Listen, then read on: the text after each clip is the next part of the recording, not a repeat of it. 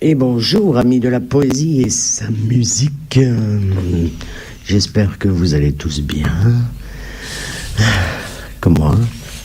Enfin, toujours le trac, évidemment, comme d'hab. Mais bon, je pense que je suis né avec, certainement. Oui, je disais que la poésie est un acte d'amour écrit, dénoncé, proposé, partagé, solidaire, pour qui veut bien écouter. La poésie s'écoute de toutes les façons, interprète des mots et des passions que l'on retrouve installés dans toutes les nations, afin de faire vivre le présent ou revivre le passé sur lequel le sang aura coulé. Le souvenir, mais plus encore l'avenir, afin justement de ne plus avoir à subir les tentations, les violations, les violences, les guerres, en dénonçant ceux qui souhaitent la faire, ne songeant pas une seconde que femmes et enfants sont le plus souvent les cibles, les victimes d'affrontements entraînant avec eux le désespoir, la mort, la misère, la colère. La poésie, oui, c'est la vie. La vie en continu. La vie et son contenu, décrite par des femmes et hommes dénonçant les abus, la soumission, l'esclavage, et souhaitant notre salut, et ce, de par le monde. Alors, comment ignorer la poésie? Comment ne pas l'accompagner? Comment ne pas l'aimer? Celle qui ne meurt jamais. Voyez dans chaque courant, durant des siècles, l'importance de ces humanistes travaillant au bien-être des peuples, et ce, de l'Antiquité à la Renaissance, au siècle des Lumières, au courant réaliste et naturaliste, et jusqu'à aujourd'hui. Lorsque j'ai démarré cette émission, j'ai cité quelques auteurs, de grands auteurs comme des plus petits. Et que dire d'eux, sinon qu'à travers leur poésie, contrairement à ce que prétendent quelques-uns, cette dernière est cet art qui permet non seulement de s'attacher à la beauté des mots, à leur sonorité, à leur musique, comme à leur signification, mais quelle est cette expression littéraire, personnelle et tout aussi universelle, évocatoire, et qui, bien qu'abstraite, est cette image, cette musique que chacun, selon son ressenti, souhaite attribuer à la vie. Alors oui, j'aime la vie en poésie et les émotions qu'elle transporte avec elle, son chant de brume et ses côtés soleil, son inspiration toute poétique et qui finit parfois en chanson. J'aime la poésie et son charme, diapré, piapré, prosodie de la vie et son parcours, toujours plein d'amour, même si en souffrance quand il est en casse, bien qu'il soit né de l'amour, justement. Fragile objet de nos sentiments, comme de nos ressentiments, ou bien nos élans de tendresse, tandis que la poésie vers nous se dresse, vivante, combattante, tonitruante, charmeuse, aguicheuse, volontaire, et qui jamais ne se terre, même si humiliée sur les terres sacrées. Cette passagère du temps, dont nous serons toujours les enfants. La poésie est une séductrice qu'il nous faut séduire à notre tour, en faire le tour, la jauger sans le moins du monde la juger. Elle est une incomprise parfois, certes, mais estive, tandis qu'elle nous grise. Ainsi, quelles que soient les cultures et les époques, elle est cette puissance nous permettant d'évoquer, quelles que soient les circonstances, en beauté ou misérable d'allure, de parcourir comme dans un livre et sa littérature, le langage humain ramené à son essentiel, comme le dit si bien Rabelais. Celui de notre humanité et son existence élargie à la conscience. Ça, c'est moi qui le dis. La poésie, donc, est aussi cette forme de solidarité qui s'avère authentique, puisqu'elle nous permet, dans chaque domaine, de nous manifester individuellement afin de la partager. L'impérieuse imagination dont nous, poètes inspirés, sommes les bâtisseurs. La poésie rêve, ou bien réalité, La poésie solidarité. Ceci m'amène doucement vers mes invités qui sont au nombre de 2 aujourd'hui. Pardon. En effet, j'ai en face de moi Laurence Laplace et Brigitte Lauriette.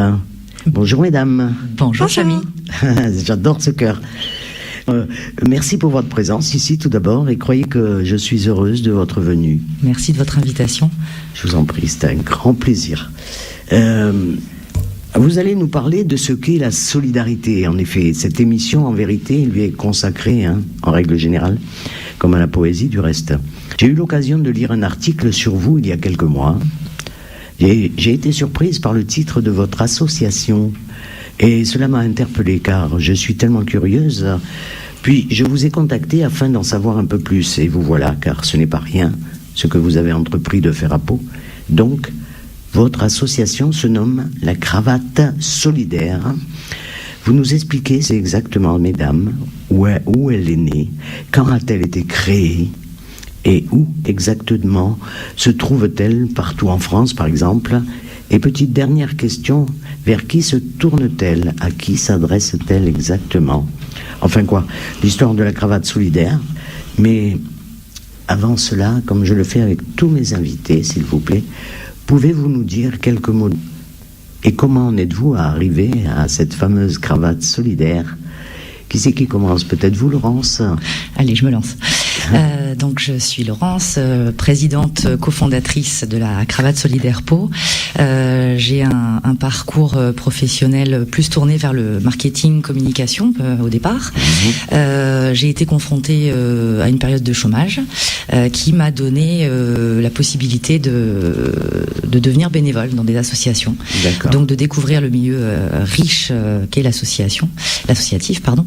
Et je me suis investie dans quelques associations et je me suis dit que c'était selon moi pas suffisant, que je voulais m'investir encore davantage. D'accord. Et des amis en fait me disaient pourquoi tu montes pas ta boîte, et en fait je me suis dit mais non, c'est pas une boîte que j'ai envie de lancer, j'ai envie de porter un projet associatif, j'ai envie de porter quelque chose qui me parle, qui répond à mes valeurs. D'accord. Et un jour j'étais devant ma télé, devant France 2, et je suis tombée sur un reportage de la Cravate Solidaire qui a été monté à Paris, et je me suis dit banco, c'est ça que je veux faire, c'est ça que je veux porter, ça me correspond, ça me parle, ce sont mes valeurs. Et de là voilà, je me suis rapprochée d'eux, et puis on détaillera l'histoire par la suite. En attendant, c'est peut-être Brigitte qui va nous dire 2 mots. Alors Brigitte, je suis contente que vous nous receviez, Samy. C'est pour nous, c'est très important et je vous remercie. Merci. Laurence, je l'ai rencontrée au hasard des rencontres qu'on peut faire à Pau. Je suis une consultante en ressources humaines. D'accord. Et j'ai assuré pendant très très longtemps, plus de 15 ans maintenant, des accompagnements de demandeurs d'emploi. D'accord. Alors de tous âges, des jeunes, des moins jeunes, oui, on va des gens, des gens qui ont eu des parcours chaotiques, qui ont dû faire le deuil de leurs entreprises, et qui ont dû se reconvertir professionnellement. Donc l'idée, c'est, mon cheminement, ça a été de rencontrer Laurence et de lui apporter mon soutien sur le registre de l'accompagnement des demandeurs d'emploi. Et on va comprendre après quelle est ma plus-value par rapport à l'association. Absolument, et on est là pour ça justement. Donc Laurence, alors, la Cravate Solidaire, c'est quoi? C'est la cravate, sujet. On imagine un peu quand même, parce que bon, solidaire, tout le monde sait, mais la cravate, déjà pourquoi la Cravate Solidaire? Alors pourquoi la cravate? Elle existe où? Alors elle a été pensée dans l'esprit de 3 étudiants il y a plus de 5 ans.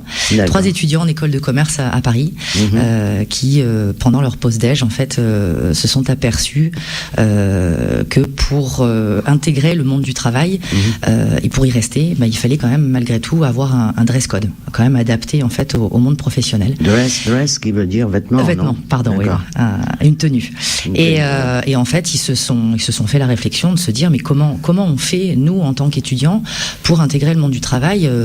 On nous demande d'être en costume, d'être bien habillés. On n'a pas l'argent pour. Et comment font les autres qui sont encore plus en difficulté que nous.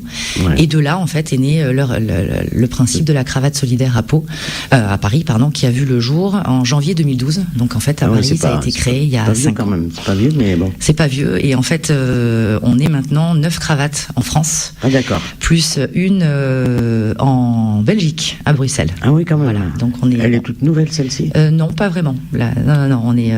On est un bon petit réseau. On se déploie sur le territoire pour favoriser l'insertion des personnes en recherche d'emploi via différents axes qu'on va détailler. Exactement. Et donc sur Pau, vous êtes là depuis On est là, on a déposé les statuts en juillet 2016. D'accord. Et de là, en fait, il a fallu monter l'équipe, trouver des locaux, trouver des gentils bénévoles. Des partenaires, exactement. Oui, parce qu'on en parlera aussi des partenaires. Oui, peut-être si vous voulez, on les citera également. Oui, tout à fait. C'est important, j'ai vu que vous les avez aussi sur votre site, parce que il faut dire aux personnes, aux auditeurs qui nous écoutent, que vous avez le site, donc, vous le connaissez, votre... Oui, c'est www.lacravatesolidaire.org, et de là, en fait, vous avez accès à la page de Pau, quand vous allez sur l'onglet les cravates dans le monde, quelque chose comme ça doit être ça? Oui. Ouais, c'est ça. Donc bien. Vous avez accès. Il y a une belle photo d'une partie de vos bénévoles, peut-être. Oui, c'est une partie de l'équipe, une petite partie de l'équipe en photo, en effet. D'accord. Et vous êtes situé avenue. Alors on est situé, on a beaucoup de chance justement, mais voilà, en parlant de partenaires, on a noué un partenariat avec le centre de formation de l'AFPA à Pau, et donc on a nos locaux en fait là-bas, et on est donc avenue du Bezé à Pau, voilà, dans les locaux de l'AFPA. D'accord. Accessible par le bus, juste en bas de nos locaux, important. Oui, c'est bien de le dire. Merci. Accessible par le bus, et puis il y a un parking pour ceux qui viennent en voiture, il y a largement de la place pour se garer également. Tout à fait. Puisque j'en ai fait l'expérience mercredi pour l'interview. Donc, alors, revenons à notre cravate. C'est quoi cette cravate solidaire? J'ai vu que vous étiez au salon du bien-être. Oui, on a eu la chance. Vous avez rendu visite aussi. On a eu la chance d'être invité au salon du bien-être. J'en profite pour remercier Sandrine, d'ailleurs, qui voilà. Oui, mais l'émission elle est là pour ça aussi. Nous a gentiment invités sur le salon, et qui nous a permis, en effet, de nous rapprocher des Palois, en fait, parce que c'est vrai qu'on commence à avoir une petite notoriété, mais c'est vrai qu'on nous connaît pas physiquement, et on a rencontré plein de gens, des particuliers qui voulaient nous faire des dons de vêtements, on va y venir.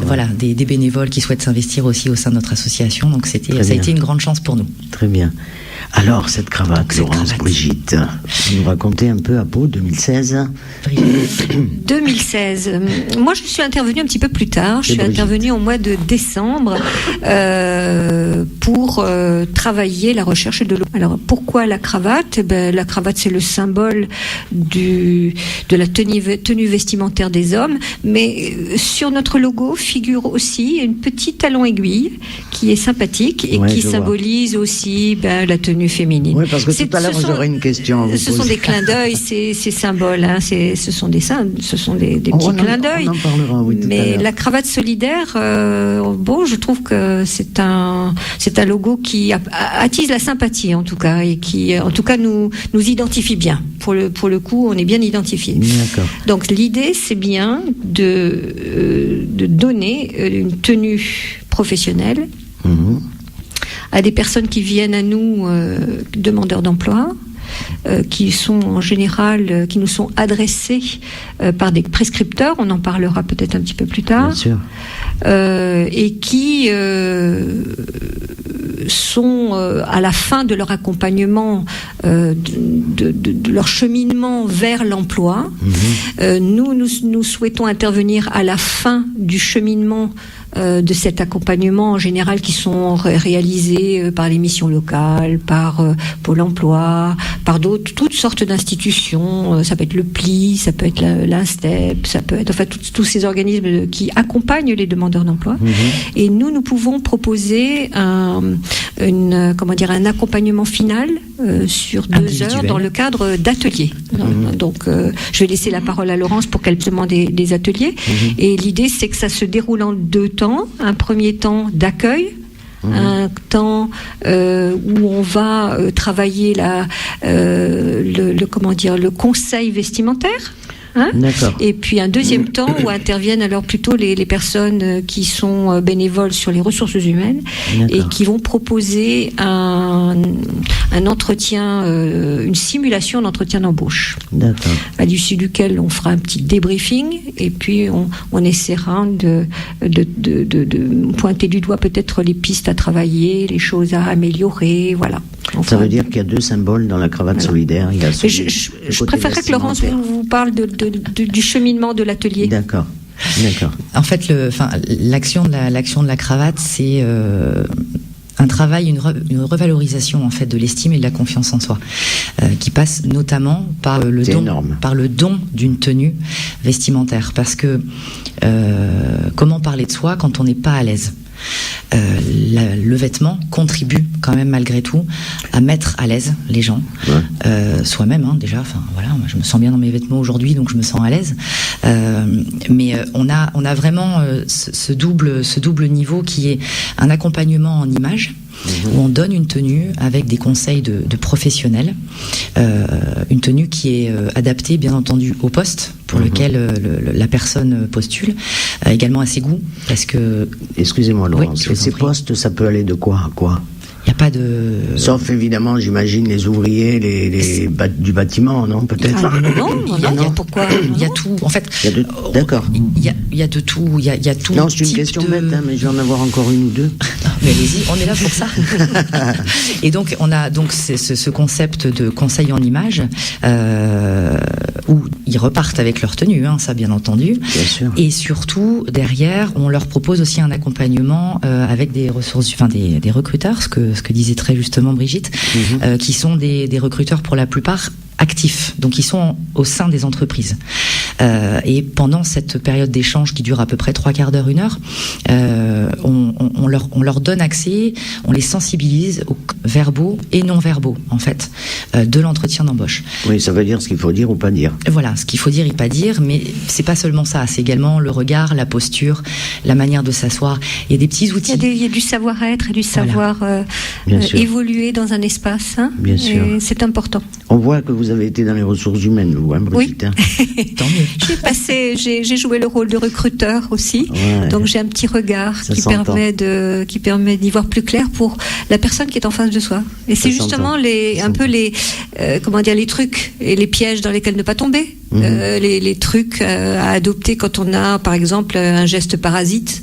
Essayer de trouver une solution. C'est quoi un geste parasite? Un geste parasite, c'est par exemple le pied, les jambes croisées, les bras qui tapotent, tout signe d'énervement. C'est pas optimum pour révéler une personnalité qui est détendue, qui est positive. Voilà. L'idée, c'est d'enlever tous ces gestes qui peuvent être qui pollue la communication, le dialogue. D'accord. Et aussi de désacraliser l'entretien d'embauche. Oui. Ça, c'est très important. Oui, parce que ça pèse quand même. C'est un exercice hyper difficile.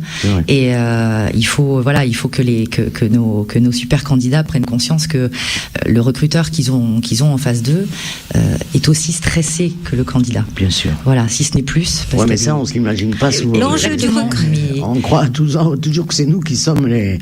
Alors que pour l'entreprise... Il faudrait penser à la phrase de Voltaire, le derrière assis sur le... Voilà. C'est à peu près ça. Ça, déjà, ça peut aider quand même.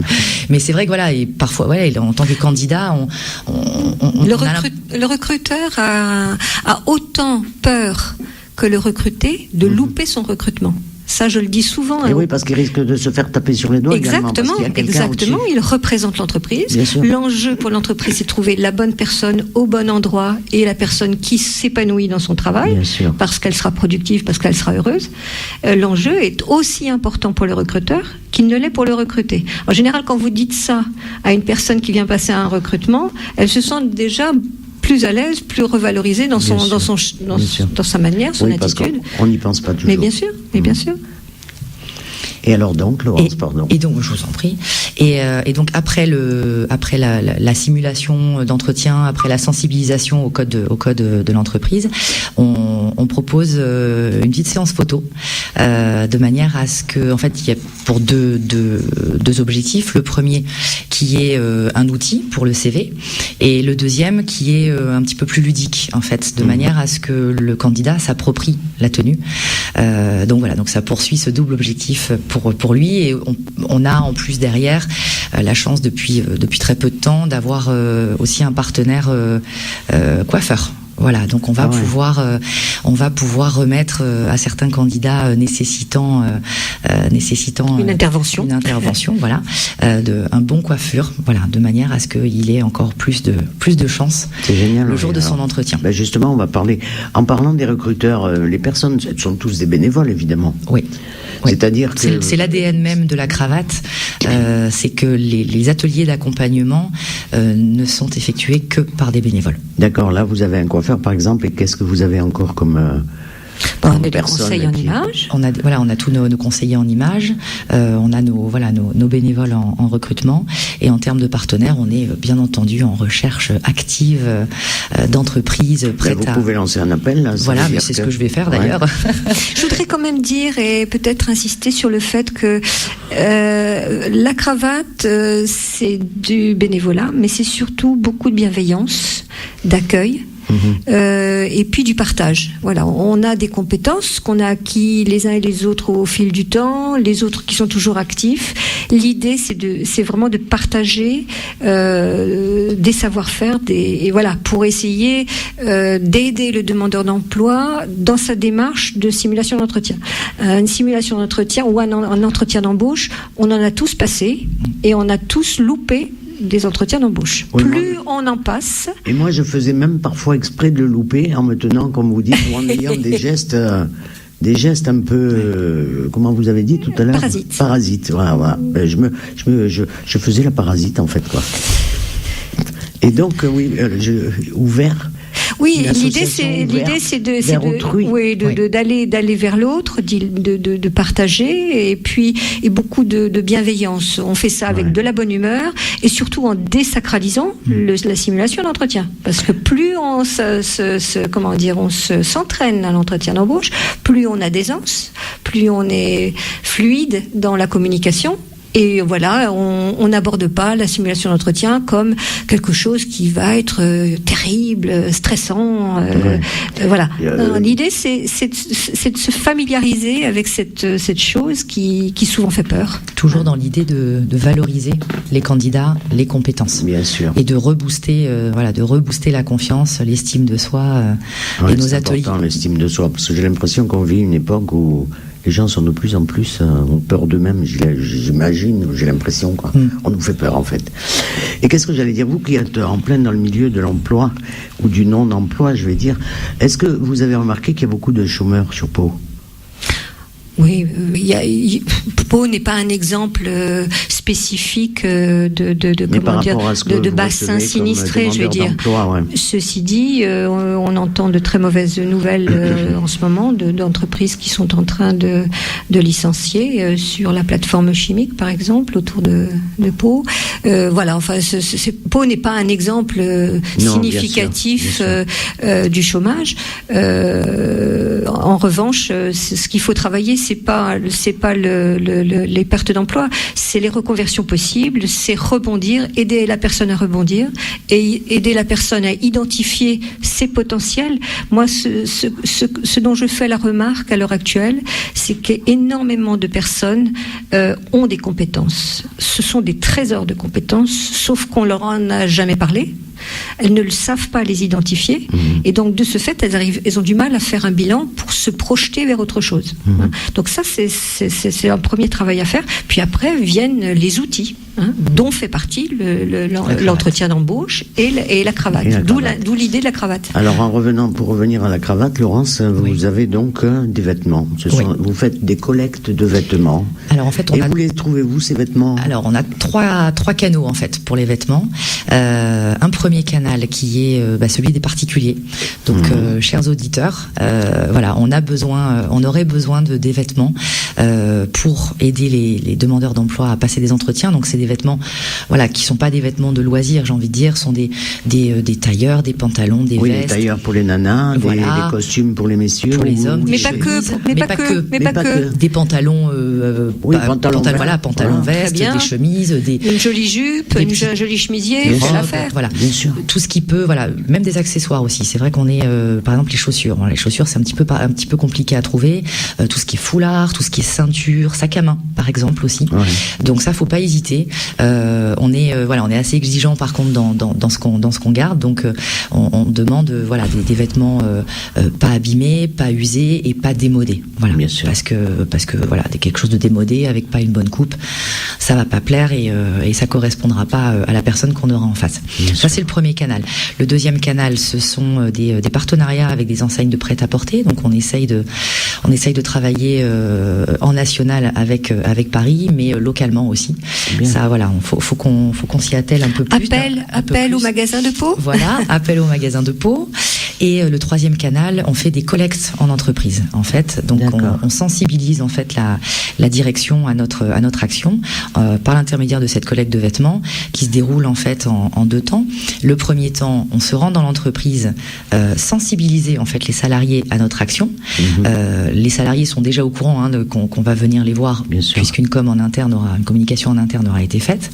Donc on passe à peu près 2-3 heures en entreprise avec nos flyers, notre bonne humeur et dans les endroits stratégiques, en général près de la cantine. Voilà. Quand on a bien mangé, on peut discuter. C'est ça. Elle est très stratège. Souvent après le déjeuner, plus qu'avant le déjeuner. Après le déjeuner, c'est beaucoup plus porteur. C'est ça. Et donc là, on fait une sensibilisation pendant 2 heures. Donc là, la collecte commence. Et puis on revient la semaine qui suit, parce qu'on laisse toujours un week-end en fait entre les deux, de manière à laisser le temps aux salariés de faire.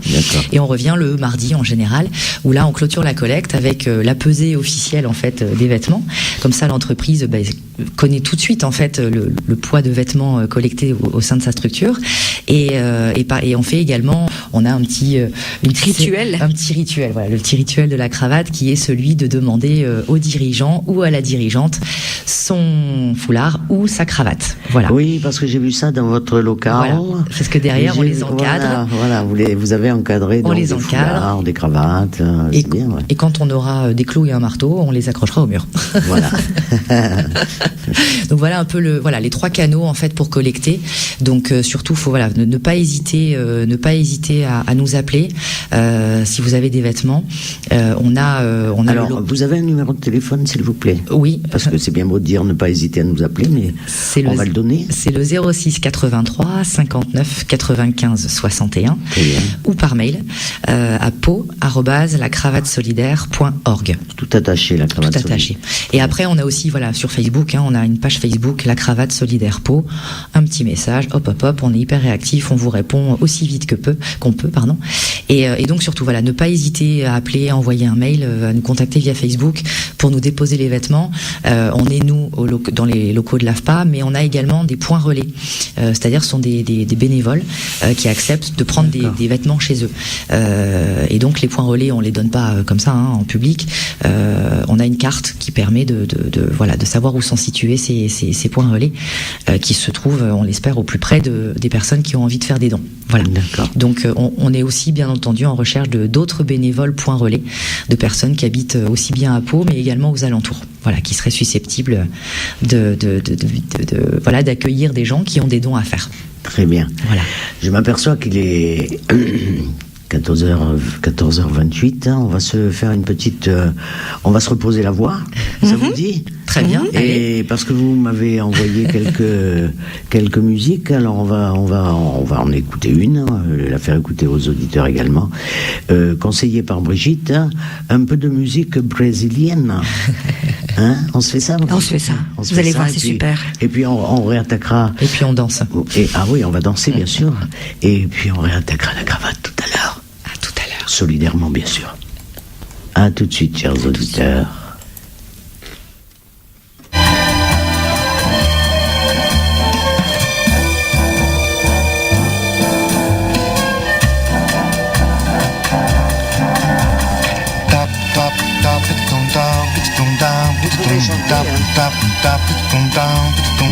Here she comes.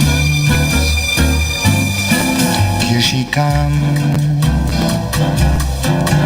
Elle est carioca, she's a carioca. Just see the way she walks.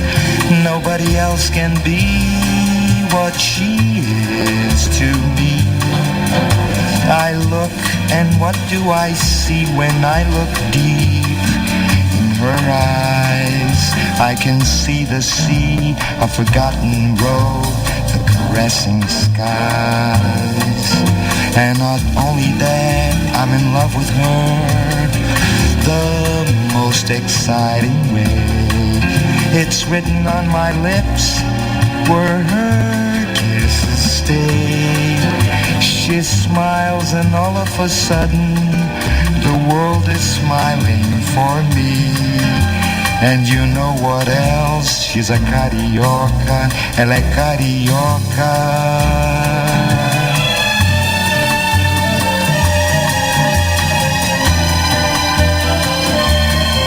Here she comes,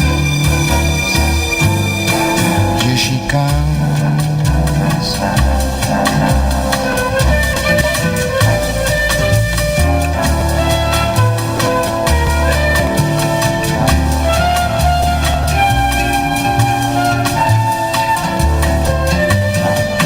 She smiles and all of a sudden the world is smiling for me.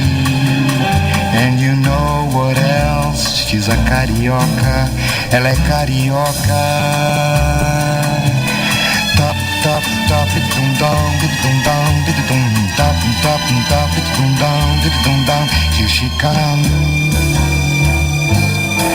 here she comes.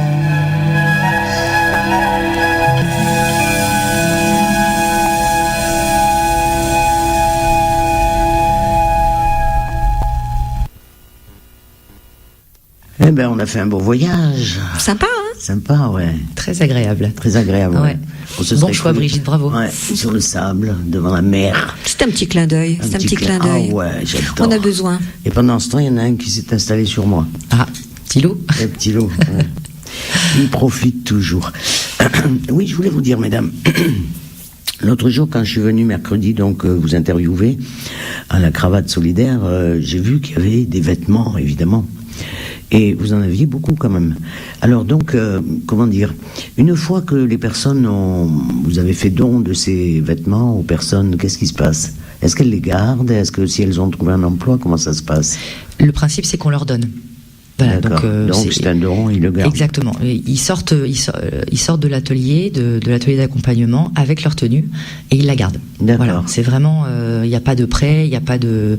Alors, s'ils veulent la rendre après, oui, pourquoi pas, mais c'est pas du tout prévu comme ça. Bien, voilà. d'accord. Ah ouais, l'idée, c'est de fournir une tenue presque complète, hein, parce que c'est vrai que c'est pas forcément évident de pouvoir tout fournir, voilà, avoir tout à disposition, mais dans la mesure du possible, voilà, on essaye de fournir une tenue intégrale pour un entretien d'embauche. Est-ce que les salariés, quand vous passez dans les entreprises ou les particuliers, même, vous avez un accueil chaleureux par rapport à ce geste d'aller récupérer des vêtements d'accessoires, etc.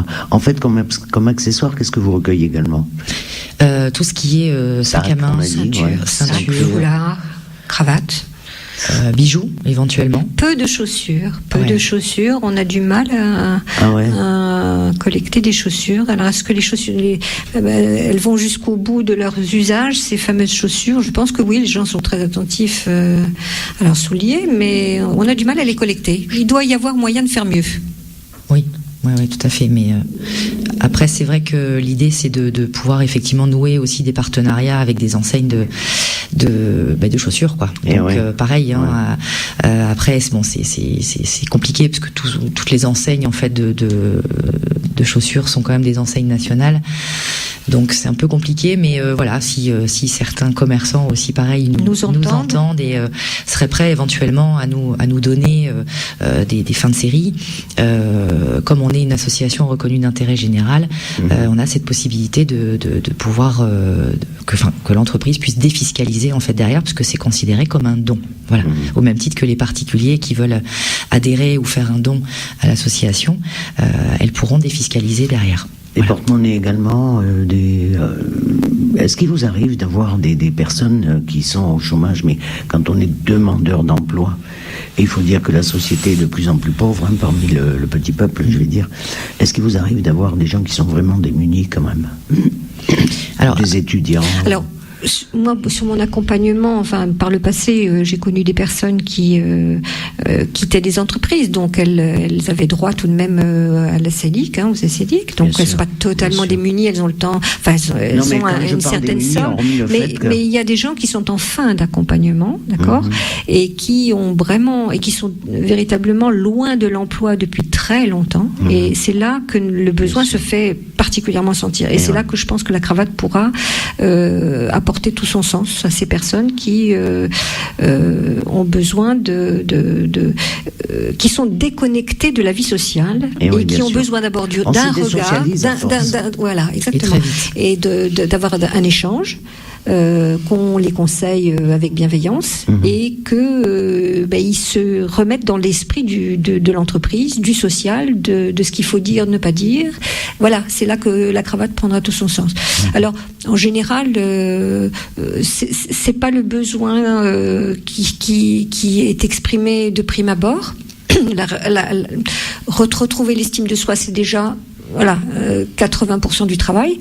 Reste après les 20% qui vont compléter le fait que la personne va rencontrer l'adhésion de son recruteur. Voyez, donc la tenue, c'est pas le tout, mais ça en fait partie, une grande partie malgré tout. Le slogan de la cravate, c'est l'habit ne fait pas le moine, mais il contribue. Justement, j'allais vous poser la question de savoir est-ce que l'habit fait le moine chez vous? Ah ben ça nous inspire. Non, mais l'idée c'est de retrouver un schéma vestimentaire, un code vestimentaire qui va voir adapté. Donc on ne déguise pas les gens. L'idée c'est qu'ils s'approprient la tenue et c'est déjà un travail en soi pour lui-même. Je comprends bien. Oui. Voilà. Donc c'est aussi un travail de la personne qui vient demander des conseils aussi et qui accepte de les recevoir peut-être aussi. Donc c'est déjà du boulot pour elle. Voilà, donc c'est un cheminement, ça fait partie d'un cheminement. Déjà le fait de venir chez vous, j'imagine que ça doit être aussi un long cheminement et peut-être qu'on y a pensé pendant un petit moment déjà. En tout cas, il y est préparé en venant nous voir. D'accord. Par les référents qui nous les envoient. Comment on se situe en fait en bout de chaîne de l'insertion. Voilà, on est en bout de chaîne de l'insertion, nous on est aux portes de l'entretien.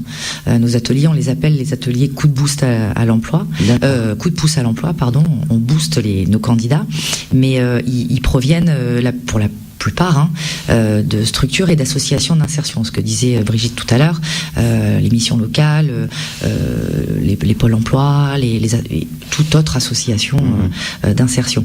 Donc ils sont aux portes de l'emploi. Voilà, ils sont aux portes de l'emploi. C'est des candidats qui font déjà partie de ce processus de l'insertion, qui ont déjà, en fait, quand ils arrivent dans notre atelier d'accompagnement, ils ont déjà CV et lettre de motivation au point. D'accord. Nous, on n'y revient pas dessus. Voilà, on a un mot d'ordre qui est que le CV et lettre de motivation doivent être faits. Alors, sauf très très très vilaines erreurs, auquel cas les recruteurs se permettent de revenir dessus. Mais nous, on s'attache vraiment essentiellement à la sensibilisation de ces codes verbaux et non verbaux de l'entreprise par une simulation d'entretien et surtout derrière par un gros débriefing de manière à savoir les points sur lesquels il faut appuyer, là où ils peuvent davantage se valoriser. Voilà l'idée. Très bien. Est-ce qu'il vous est arrivé, par exemple, d'avoir des jeunes gens ou des personnes un peu plus âgées, entre deux âges, on dit que maintenant à 50 ans, mais ça fait longtemps que ça dure, qu'on trouve plus d'emploi. Mais est-ce qu'il vous est arrivé d'avoir des personnes qui sont venues vous dire merci, grâce à vous Alors, est-ce que vous avez des exemples? On est trop jeunes, on est baby cravate pour l'instant. On est baby cravate parce qu'en fait on commence notre accompagnement mardi. D'accord. Voilà, mardi. Les premiers ateliers c'est mardi. Voilà, on accompagne nos premiers candidats mardi matin. Donc on n'a pas de recul pour l'instant. On n'a pas le recul pour l'instant. Après sur les autres cravates de France et du monde, parce qu'on n'oublie pas la Belgique bien sûr. Oui, bien sûr, oui, il y a des ce qu'on appelle des success stories. C'est ça. Il y a des histoires à succès. Il y a des histoires à succès et ce qui est vraiment super. Mais il y en a quand même du côté de Paris et ailleurs, parce que j'ai vu ça sur votre site. Oui, des cravates. Des cravates, il y en a à Paris, Lille, Lyon. Non, mais des personnes que vous avez accompagnées et qui ont trouvé un emploi, un CDI, tout ça, quoi. Et ce qui est, on est à 70% de retour à l'emploi sur l'ensemble des cravates de France.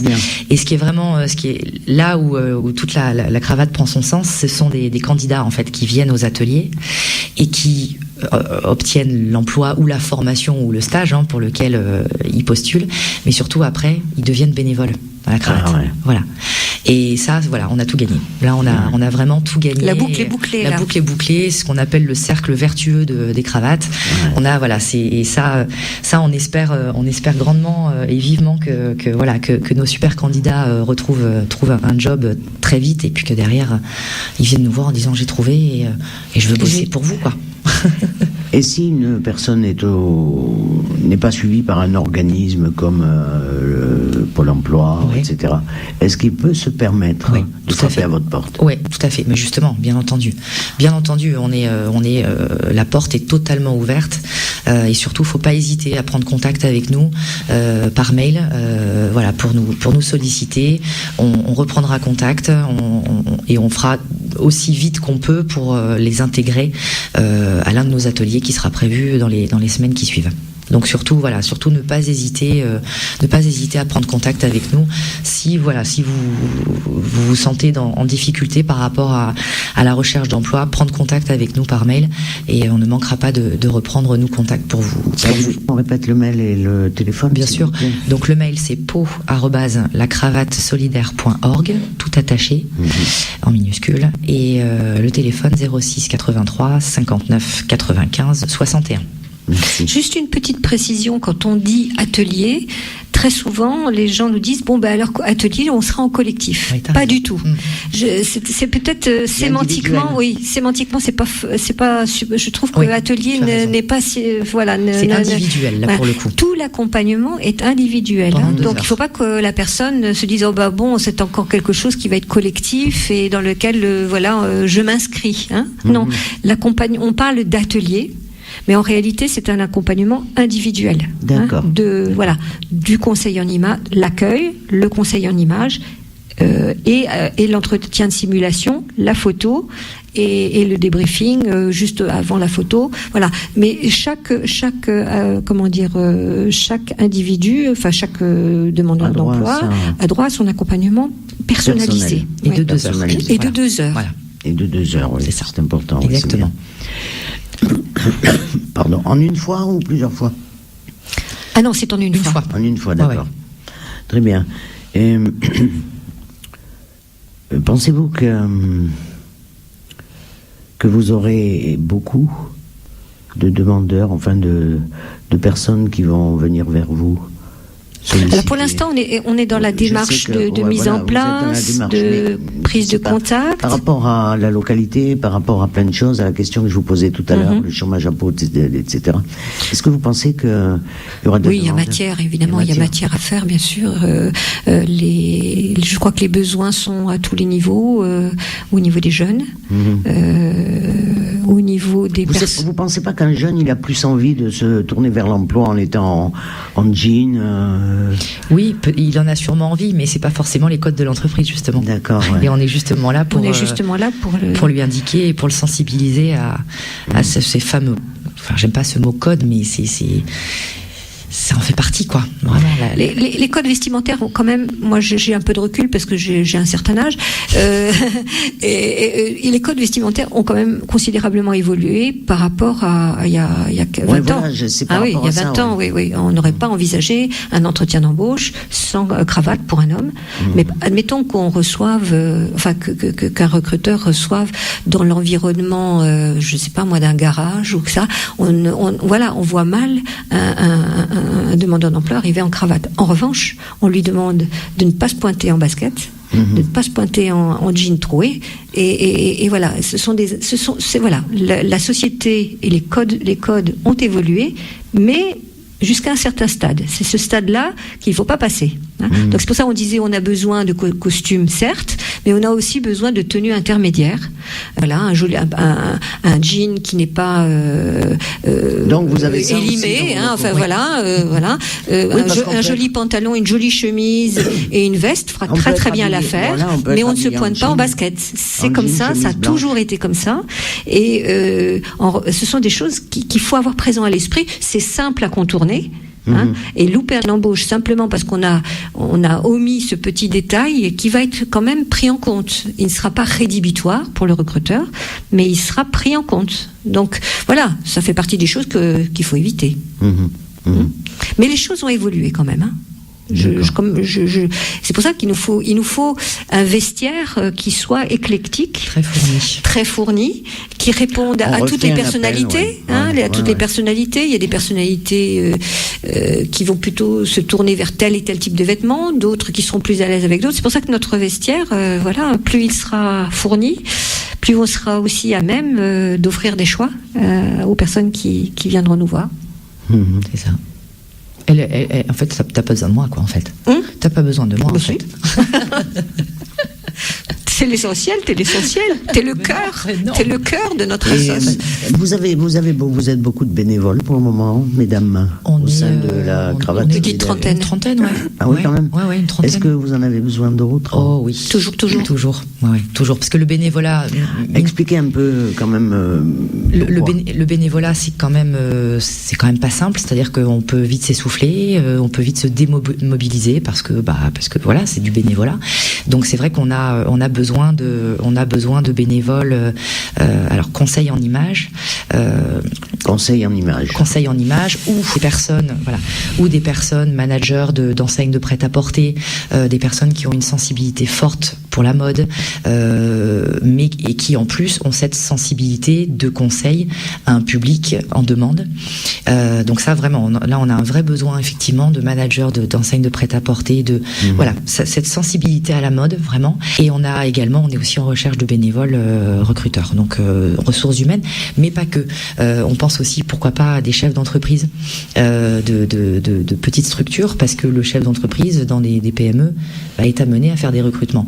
Donc la vision n'est pas la même qu'un recruteur d'une cellule ressources humaines. Donc l'intérêt c'est de les faire travailler en binôme justement. Donc chef d'entreprise, recruteurs, des managers aussi, toutes les personnes qui sont susceptibles de faire ou d'avoir fait du recrutement, qui ont envie de s'investir chez nous. Vous êtes les bienvenus, avec grand plaisir. Et puis on est aussi en recherche d'un bénévole expert comptable, voilà, parce que peut-être juriste aussi. Juriste, expert comptable, voilà, exactement. C'est vrai que on a parfois des interrogations qui sont pas. Si on pouvait s'appuyer sur les ressources de quelqu'un qui maîtrise bien l'expertise comptable et les arcanes du juridique, ce serait pas mal. Fiscal, ce genre ce genre de compétences qu'on n'a pas et que ça s'invente pas, quoi. Donc donc on fait un appel un peu large, et puis bien. Aussi à toutes les volontés, toutes les bonnes volontés qui ont envie de nous aider pour trier, par exemple, parce que parfois on fait des après-midi. Oui, parce que les costumes, les costumes, quand on vous les donne, le linge vêtements, en général, les vêtements. Qu'est-ce qui se passe? Des fois, vous les apporte un peu fripés. Voilà, donc en fait, on les trie, si vous voulez, on les trie. Alors, il y a une partie qui est bien entendu gardée, qui vient enrichir notre vestiaire, et on a une partie aussi qui ne correspond pas pour la cravate, donc on les donne à d'autres associations, mais on fait un tri, on est très exigeant. C'est bien de le dire, ça aussi. Oui, on donne à d'autres associations, bien entendu. Rien n'est perdu, au contraire. Et donc après, nous on trie, on défroisse, on range en fonction des tailles, des catégories, etc. Donc ça demande. C'est un gros travail. C'est un gros boulot. Là, j'imagine. Là, sur les 4 collectes qu'on avait fait en entreprise, plus les particuliers qui ont fait leur don, on avait presque 1 tonne de vêtements en fait à trier, à trier, ranger, défroisser, etc. Donc ça a été un gros boulot, pour le démarrage. Mais l'idée, c'est faut pas qu'on se fasse piéger et d'attendre trop longtemps aussi. Donc on va mettre en place. Il va y avoir forcément une rotation. Voilà. Donc il faut qu'on. De toute façon, sur la page Facebook, moi je ferai des appels je ferai des appels aux bonnes volontés. Venir passer 1 heure, 2 heures avec nous pour ranger, trier, défroisser, boire un café. Le bénévolat, ça peut être aussi nous aider dans les collectes aux entreprises. Oui, aussi. Parce que c'est de la communication, c'est de la sympathie. Il faut simplement sensibiliser les salariés. Ça se fait sur un schéma de bonne humeur. Donc là, il n'y a pas besoin d'avoir de compétences particulières. Il faut de la bonne humeur. Et puis, combien de temps ça nous prend 2 heures, de 13 heures à 14 heures, voilà, 1 heure là, et peut-être 2 heures quand il y a la collecte finale, ou voilà. C'est très variable. C'est tout à fait jouable. Hein. Et là aussi, on peut former une bénévole pour faire ça. C'est ce que j'allais dire. On la prend avec nous, on la sensibilise, et puis elle peut être autonome en suivant. Bien sûr. Bien sûr. Et puis on est toujours en recherche d'entreprises qui souhaiteraient des partenaires. Des partenaires. Avez, quels sont-ils au fait? Alors on a surtout l'AFPA qui est un super partenaire. Vous êtes installé, on est installé chez eux. On a notre partenaire coiffeur qui est Jacques Fourcade, les coiffeurs, les salons de coiffure Jacques Fourcade. On a des pistes de pistes de travail sur certains partenariats qu'on va pas forcément dévoiler parce qu'on y travaille, mais ça va, c'est vraiment tout type d'entreprise qui souhaite s'investir, mais que ce soit aussi bien une collecte ou un investissement autre, une aide financière. Justement, j'allais y venir. Vous me tendez la perche, Laurence. Une aide financière pour nous aider. Par exemple, là en ce moment, on aurait besoin d'un véhicule. Donc, pour pouvoir faire nos collectes, se déplacer chez les particuliers aussi, aller chercher les dons, etc. On a besoin d'un véhicule. On a besoin aussi d'un studio photo, donc assez professionnel, avec le projecteur, avec l'appareil photo, etc. Donc tout ça se finance. Donc on est justement en recherche de partenaires financiers privés qui seraient en mesure de pouvoir nous aider par une contribution, voire l'intégralité. Ce serait fantastique. Donc on travaille sur la recherche de partenaires, et on a aussi l'idée de développer des actions sur 2018 où on ira chercher encore d'autres partenariats pour toujours développer les actions de la cravate autour de l'apparence, la sensibilisation au code de l'entreprise. Et si, au cas où il y a des auditeurs qui veulent faire des dons, vous prenez bien sûr. Mais bien entendu, bien au contraire. Après le don des particuliers, ce que je disais tout à l'heure, et bien entendu le bienvenu, et digitalisé aussi, bien entendu. Très bien. Après, chacun peut apporter aussi sa pierre à l'édifice en devenant adhérent aussi de la cravate. Voilà. Très bien. Toujours pareil, donc contact, mail, téléphone, Facebook, toujours les mêmes. Très bien. Mais on va le dire. On va marteler une dernière fois. Ça. Le téléphone. 06 83 59 95 61. Voilà. Et le mail po@lacravatesolidaire.org. Voilà, et on vous trouve aussi sur une page Facebook. La Cravate Solidaire Po. Voilà. Vous avez appel à projet, subventions publiques, vous en touchez en fait? Vous en avez des subventions? Oui, on est soutenu effectivement par les collectivités, par le public. On répond également, bien entendu, à des appels à projets qui soient publics ou qui soient privés, bien entendu. Les fondations privées, faut pas les oublier non plus, qui nous. On a reçu bon accueil. On a reçu bon accueil de la part des institutions, il faut le dire. Ouais. Sur Pau, j'ai été étonnée par la réactivité. Bon, après le temps, il faut que les choses se mettent en place. Mais l'oreille a été attentive et bienveillante par rapport à notre association. Il faut les remercier quand même, ces partenaires, parce qu'ils nous ont permis de démarrer. Non, mais il faut le dire quand c'est bien aussi. Bien sûr. Donc là, je trouve qu'on a eu des partenaires sympathiques. On voudrait quand même que les privés soient beaucoup plus reprennent le relais maintenant, et nous donnent la chance aussi, et prouvent qu'ils sont des partenaires locaux aussi, et qu'ils assument leurs responsabilités sociétales au sein de leur entreprise. Il faut que maintenant les choses, mais je suis très confiante, les choses vont se mettre en place petit à petit. Oui. Et il faut on a bon espoir que après les institutionnels, les entreprises privées prennent le relais. Je suis pas inquiète. Effectivement, on y travaille en tout cas. Je suis pas inquiète pour vous parce que vous êtes sympa. On essaye. Non, je crois que le concept de la cravate surfe sur l'emploi. Enfin, je veux dire, les thématiques de la cravate, c'est l'emploi, le non-emploi et l'emploi. Nous, ce serait plutôt l'aspect positif de l'emploi qui nous intéresse.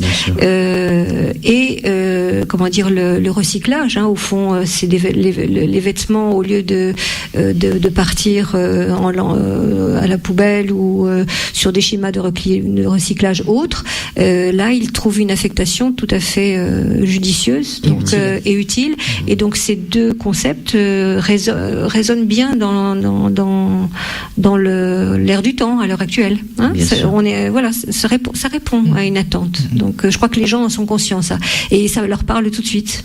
Quand on va faire des collectes en entreprise, après un petit temps d'interrogation, tout de suite les gens adhèrent et disent tiens, la prochaine fois, au lieu de donner mon don à X ou Y, tiens, je penserai à faire le tri de mes vêtements un peu plus entreprise, entre guillemets, et je sais que vous collecterez bientôt. Voilà, c'est le tri dans le tri, en fait. C'est une nouvelle forme de tri, en fait. C'est des réflexes qu'on demande. C'est des réflexes. Merde, j'ai pas pensé, putain, j'aurais pu demander à Fillon qui vous offre les costumes, là, tiens. Au lieu de les vendre, parce qu'il je sais pas s'il les a revendus ou quoi, mais ils auraient pu vous en faire part, quand même. C'est vrai que ça aurait pu être sympa, ouais. Ah ouais. Bon, enfin, pas mal. On y pensera pour la prochaine fois. Oui, c'est ça. Bon, mesdames, il est 55. Est-ce que vous avez quelque chose à rajouter? Et parce que vous voyez, l'heure est passée. Ça passe vite. Ça passe vite. Ça passe vite. Et bien. Non, qu'est-ce que je crois qu'on a remercier. Je pense que remercier Samy. Merci d'être venu nous voir dans nos locaux, d'avoir pris le temps de nous écouter comme j'ai bien fait. Et de nous avoir laissé la parole. Enfin, vraiment un grand merci. Vous êtes. Mais j'espère qu'il y aura un retour. De toute façon, vous aurez le replay. Vous viendrez nous voir. Et je viendrai vous voir avec plaisir. Et avec grand bonheur, et puis le café est bon, de toute façon. Tant mieux. C'était une très belle rencontre. Ouais, on peut remercier Pyrénées Café. Voilà un petit partenaire. Voilà, dès le départ. Voilà un bon clin d'œil. Bon, on va s'écouter quand même.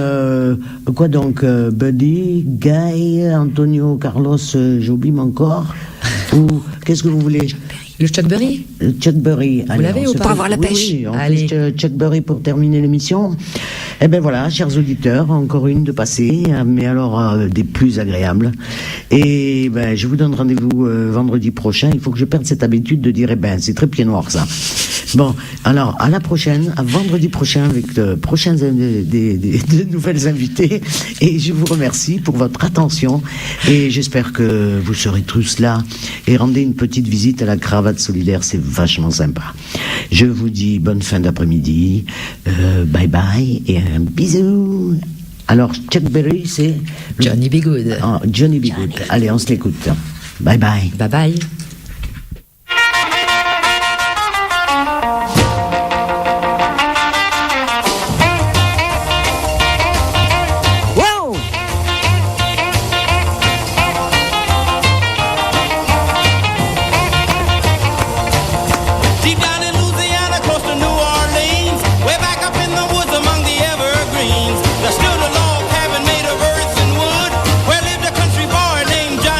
On se remue, hein?